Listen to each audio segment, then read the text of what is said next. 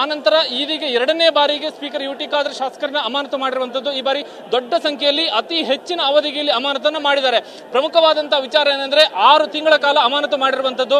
ಆದ್ರೆ ಈ 6 ತಿಂಗಳ ಕಾಲದ ಅವಧಿಯಲ್ಲಿ ಶಾಸಕರುಗಳು ಯಾವುದೇ ರೀತಿ ವಿಧಾನಸಭೆಯ ಗ್ಯಾಲರಿಗೆ ಬರುವಂತಿಲ್ಲ, ಮೊಗಸಾಲೆಗೆ ಬರುವಂತಿಲ್ಲ, ಯಾವುದೇ ವಿಧಾನಸಭೆ ಪ್ರಾಂಗಣದಲ್ಲಿ ಎಲ್ಲೂ ಕೂಡ ಅವರು ಬರುವಂತಿಲ್ಲ. ಮತ್ತು ಅವರು ಸದಸ್ಯರಾಗಿರುವಂತಹ ವಿವಿಧ ಸ್ಥಾಯಿ ಸಮಿತಿಗಳೇನಿದೆ ಆ ಸ್ಥಾಯಿ ಸಮಿತಿಗಳಿಗೂ ಕೂಡ ಅವರು ಹಾಜರಾಗುವಂತಿಲ್ಲ. ಮತ್ತು ಅವರಿಗೆ ಈ 6 ತಿಂಗಳ ಅಮಾನತಿನ ಅವಧಿಯಲ್ಲಿ ಯಾವುದೇ ಭತ್ಯೆಗಳು ಕೂಡ ಅವರಿಗೆ ದೊರೆಯುವುದಿಲ್ಲ. ಯಾಕಂದ್ರೆ ಮತ್ತು ದಿನಭತ್ಯೆ ಕೂಡ ಅವರಿಗೆ ದೊರೆಯುವುದಿಲ್ಲ. ಮತ್ತು ಶಾಸಕರಾಗಿ ಅವರು ಕೊಡುವಂತಹ ಸೂಚನೆಗಳೇನಿದೆ ಅದು ಯಾವುದಕ್ಕೂ ಕೂಡ ಮನ್ನಣೆ ಇರೋದಿಲ್ಲ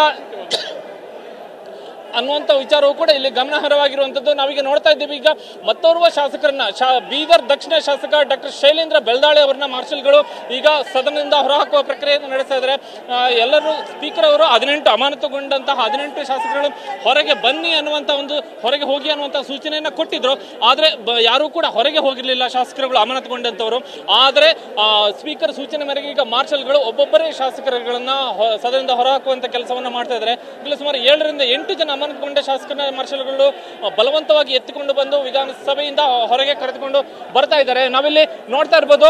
ಇದರ ಅಮಾನತುಗೊಂಡಂತಹ ಶಾಸಕರು ಎಲ್ಲರೂ ಕೂಡ ಈಗ ಈ ವಿಧಾನಸೌಧದ ಮೊದಲ ಮಹಡಿಯಲ್ಲಿದ್ದಾರೆ. ಅಂದ್ರೆ ಇದು ವಿಧಾನಸಭೆಯ ಲಾಂಜ್ ಪ್ರದೇಶ ಏನಿದೆ ಅಲ್ಲಿರುವಂತದ್ದು. ಅಲ್ಲಿಗೆ ಒಳಗಿನಿಂದ ವಿಧಾನಸಭೆಯ ಮೊಗಸಾಲೆಯಿಂದ ಅವರನ್ನ ಹೊರಬಂದು ವಿಧಾನಸಭೆಯ ಲಾಂಜ್ ಪ್ರದೇಶ ಏನಿದೆ ಇಲ್ಲಿಗೆ ಕರೆದುಕೊಂಡು ಅವರನ್ನ ಬಿಡಲಾಗ್ತಿದೆ. ಅಂದ್ರೆ ಇನ್ನು 6 ತಿಂಗಳುಗಳ ಕಾಲ ಅವರು ಈ ಪ್ರದೇಶದವರೆಗೆ ಮಾತ್ರ ಓಡಾಟವನ್ನ ಮಾಡಬಹುದೇ ಹೊರತು ಉಳಿದಂತೆ ಒಳಗೆ ಪ್ರವೇಶವನ್ನ ಮಾಡೋದಕ್ಕೆ ಅವಕಾಶ ಇರೋದಿಲ್ಲ.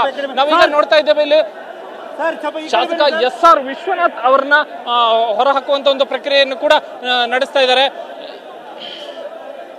ವಿಶ್ವನಾಥ್ ಅವ್ರನ್ನ ಈಗ ಬಲವಂತವಾಗಿ ಮಾರ್ಷಲ್ಗಳು ಈಗ ಹಾಕಿದ್ದಾರೆ. ಇಲ್ಲಿ ಸ್ಪೀಕರ್ ಪೀಠದ ಬಳಿ ಇವತ್ತು ಬೆಳಗ್ಗೆ ಮೊದಲ ಅವಧಿಯಲ್ಲಿ ಗಲಾಟೆ ಅಷ್ಟು ದೊಡ್ಡ ಪ್ರಮಾಣದಲ್ಲಿ ಸಂಭವಿಸಿದ ಸಂದರ್ಭದಲ್ಲಿ ಮೊದಲು ಸ್ಪೀಕರ್ ಪೀಠದಂತ ತೆರಳಿರುವಂತದ್ದು ಯಲಹಂಕ ಶಾಸಕ SR ವಿಶ್ವನಾಥ್. ನಂತರ ಉಳಿದಂತಹ ಶಾಸಕರು ಕೂಡ ಅವರ ಜೊತೆ ತೆರಳಿದ್ರು. ಈಗ ವಿಶ್ವನಾಥ್ ಅವರನ್ನು ಕೂಡ ಸದನದಿಂದ ಹೊರ ಹಾಕಿದ್ದಾರೆ. ಮತ್ತೋರ್ವ ಶಾಸಕ MR ಪಾಟೀಲ್ ಅವರನ್ನು ಕೂಡ ಇಲ್ಲಿ ಈಗ ಸದನದಿಂದ ಹೊರ ಹಾಕುವಂತ ಒಂದು ಪ್ರಕ್ರಿಯೆಯನ್ನ ಇಲ್ಲಿ ಮಾರ್ಷಲ್ಗಳು ನಡೆಸಿದ್ದಾರೆ. ಸುಮಾರು 10 ರಿಂದ 12ರಷ್ಟು ಶಾಸಕರನ್ನ ಈಗಾಗಲೇ ಸದನದಿಂದ ಹೊರ ತಂದಿದ್ದಾರೆ. ಇನ್ನೂ ಕೂಡ ಉಳಿದಂತಹ ಶಾಸಕರನ್ನ ಇಲ್ಲಿ ಹೊರ ಹಾಕುವಂತ ಒಂದು ಪ್ರಕ್ರಿಯೆಗಳು ನಡೀತಾ ಇದೆ.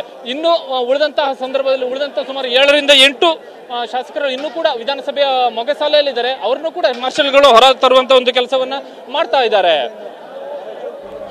ಎಸ್ ಕಿರಣ್, ನಾವು ಗಮನಿಸ್ತಾ ಇದೀವಿ, ತಾವು ವಿವರಿಸ್ತಾ ಇದ್ರಿ ಒಬ್ಬೊಬ್ಬರೇ ಶಾಸಕರನ್ನ ಹೊರ ಹಾಕ್ತಾ ಇರುವಂತಹ ದೃಶ್ಯಗಳನ್ನ. ಬಹುಶಃ ಈ ರೀತಿಯ ಹೈಡ್ರಾಮಾ ಇತ್ತೀಚಿನ ದಿನಗಳಲ್ಲಿ ನಡೆದಿರಲಿಲ್ಲ. ಬಿಜೆಪಿ ಇದನ್ನ ಬಹಳ ದೊಡ್ಡ ಮಟ್ಟದಲ್ಲಿ ತೆಗೆದುಕೊಂಡು ಹೋಗುವಂತ ಎಲ್ಲ ಸಾಧ್ಯತೆ ಕಂಡು ಬರ್ತಾ ಇದೆ. ಹಾಗಾಗಿ ಇವತ್ತಿನ ಈ ಡ್ರಾಮಾ ಮುಂದೆ ಬಿಜೆಪಿ ಯಾವ ರೀತಿಯಲ್ಲಿ ತೆಗೆದುಕೊಂಡು ಹೋಗ್ಬೋದು, ಯಾವ ರೀತಿಯಾದಂತಹ ಪ್ರತಿಕ್ರಿಯೆಗಳು ಬಿಜೆಪಿ ಶಾಸಕರಿಂದ ವ್ಯಕ್ತ ಆಗ್ತಾ ಇದೆ ಅಂತ